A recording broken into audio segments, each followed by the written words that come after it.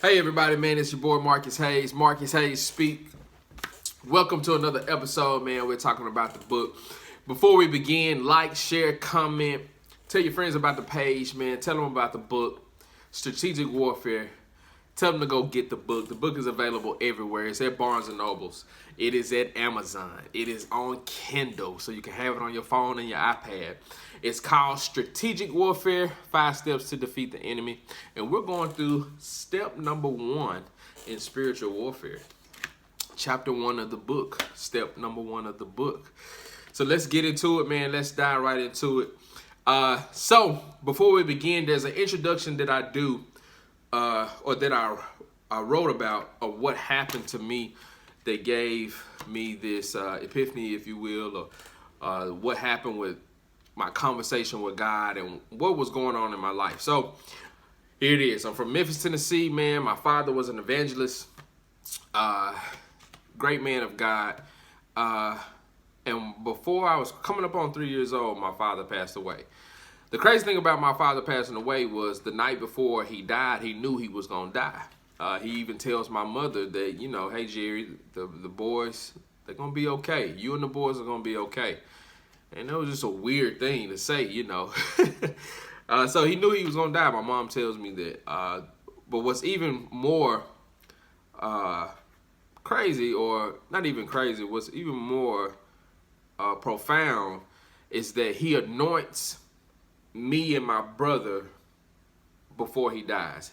He says, part of me is in Michael. Michael Hayes is my brother. He's a pastor. And he says, the other part of me is in Marcus, me. So he anoints us. We both grow up to be pastors, man. I am in studying to be a pastor, be done at the end of this year, 2020. So that's how it began. Fast forward. I had a fear of death, so I went to mortician school to try to conquer my death, right? Crazy. But anyway, to try to take your head on, had a fear of it, so I wanted to attack it. So something happened with my uncle. My Uncle Bobby was probably the only other male figure that I had in my life. We wasn't always close, but whenever we would see, he was probably the only other male figure that would give me a hug and kiss me and say, hey, I'm proud of you. So he meant a lot to me. He has a brain aneurysm, and he's in the hospital. All my family comes up from Memphis. And my mom and them are looking at me as if they're looking for confirmation. It was a weird thing. My Uncle Bobby is laying there. If I feel the left side of him, it feels like if I shake your hand. On the right side, it was already in rigor mortis, though. So I had already knew. I knew that he was about to pass. Half of his body was dead. That was my first time seeing life and death in one body, though. I never saw the transition. I always saw you alive or dead because I worked at the mortician. So I went to the funeral, man, and I thought everything was okay. Now, this was the uncle who told me not to cry and to be a man, and to this day, I haven't cried at a funeral. But I was strong for my mom, strong for my sisters, my sister and my cousins, and, try to be the man that he taught me to be.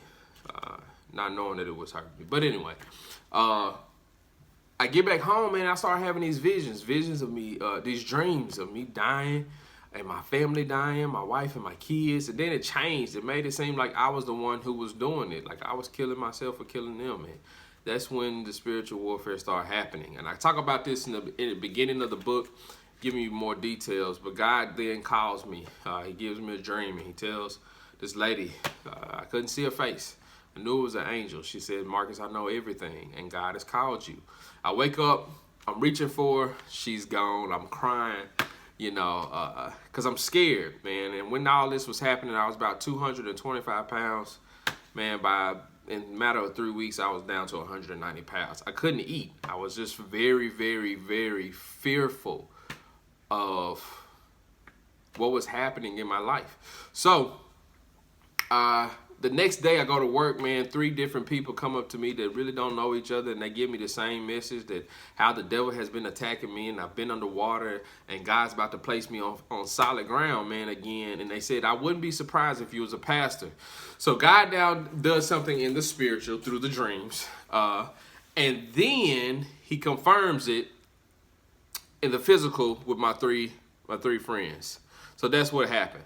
So I get the confirmation, man. I moved from Nashville to Huntsville, and I've been on this journey ever since. But God told me to write a book, man, and he told me the 5 steps that I needed to do. And the first step that he told me that I needed to do while in that spiritual attack was to make a choice. If you have the book, the first step in the book is to make a choice. God did not create you to be a computer. He did not create you to be this object that can't make its own choices. You have the ability to make a choice, and that's what you're going to need to understand for the rest of your life.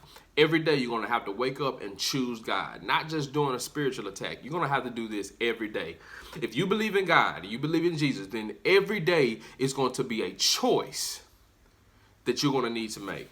And if I can give you a practical, simple explanation or definition of what spiritual warfare is, it is 2 spirits trying to occupy you. You are a vessel that needs to be filled. You are created to be filled with the Spirit of the living God.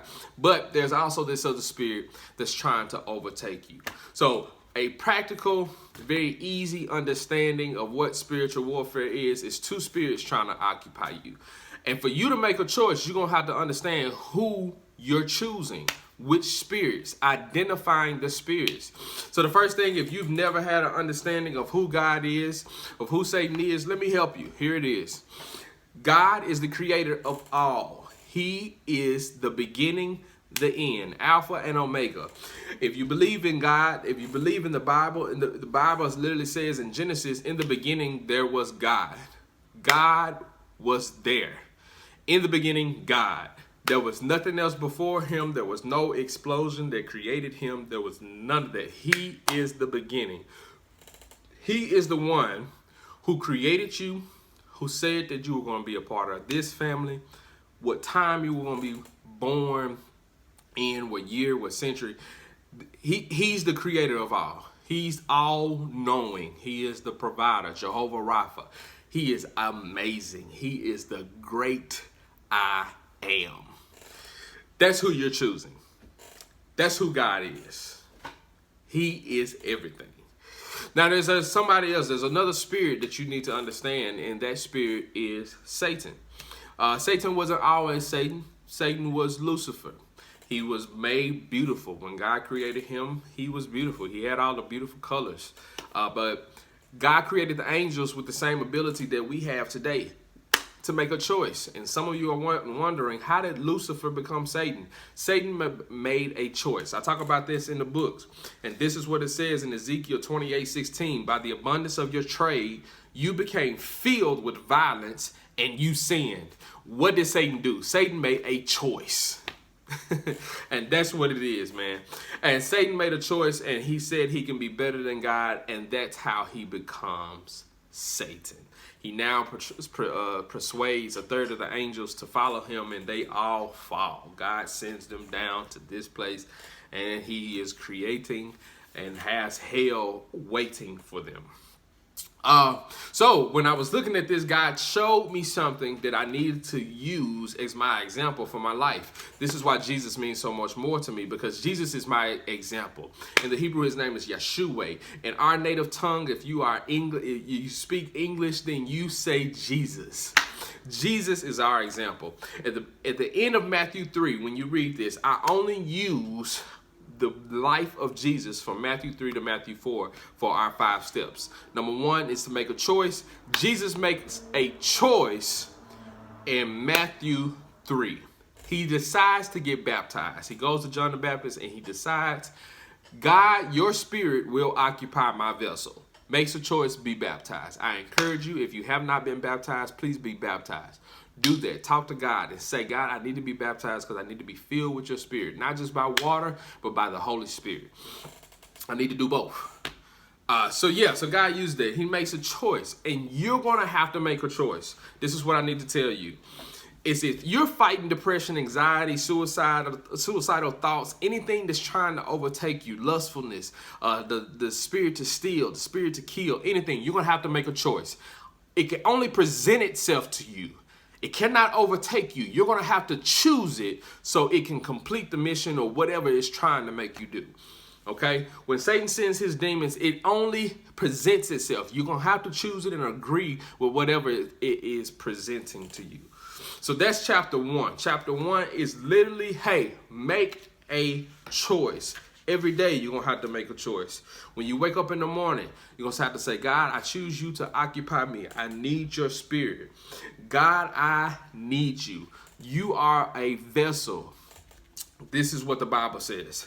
It says in 2 Corinthians 4 verse 7, Paul now gives us a description of what we are.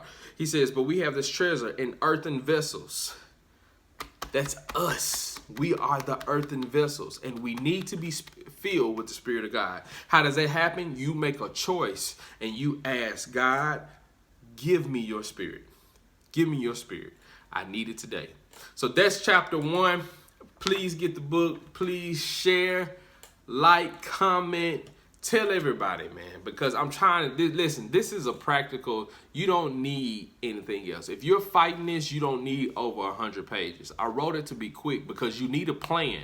If you're fighting depression, if you're fighting suicide, if you're fighting those type of feelings or thoughts that's trying to overtake you, you need a plan. And God allowed me to experience it so he can use me for somebody else. I know it's just not for me. It got to be for somebody else. It's already been for somebody else. I've seen people who've already implemented it in their lives, and they are blessed. God, I couldn't do this if I tried to. I'm not smart enough. God just did something for you. So listen, go get the book. Tell your friends to get the book. Remember, the first thing we're going to have to do is make a choice. We see that from the beginning, from Lucifer making a choice, all the way down to Adam and Eve making a choice, and everyone else throughout the Bible and throughout history, we constantly see choices being made. So make your choice today and let it be the Spirit of God, and let him dwell in you. Let him be your ever-present help. It will be the best decision that you ever made. The best decision that you ever made. I'm not saying that being a Christian is easy, but what I'm telling you is it's rewarding. And you will endure, because guess what? Greater is he that is in you than he that is in the world. What does that mean? God is in you. And when you choose him, he occupies you. And he leads and he guides you and he directs you. And you need that. We need that in this world today. We need it. Make your choice. Man, so that's the first thing. The next chapter and the next step is submission. I'll come back with another video. Hey, I love y'all. Tell your friends about it, man. Let's have a conversation and let's talk about it. Leave a comment. I promise you I'll respond. And let's be serious about our Father's business. Peace.